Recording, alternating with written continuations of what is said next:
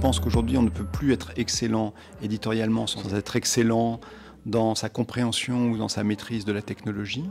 Je pense qu'aussi que la technologie, avant on disait la technique, en réalité la technologie, peut être un partenaire formidable de création quand vous commencez à l'interroger, à l'utiliser et à voir l'impact qu'elle a sur les usages des gens. Mais ça va être un agent de découverte permanent dans vos assistants personnels d'IA.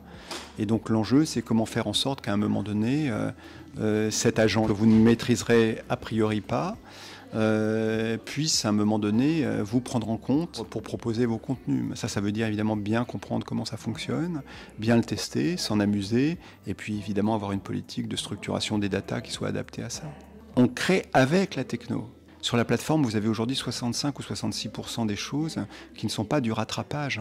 On a 7, 10 des magazines qui ne sont pas des magazines qui vont passer à l'antenne parce qu'ils n'ont pas été conçus pour ça.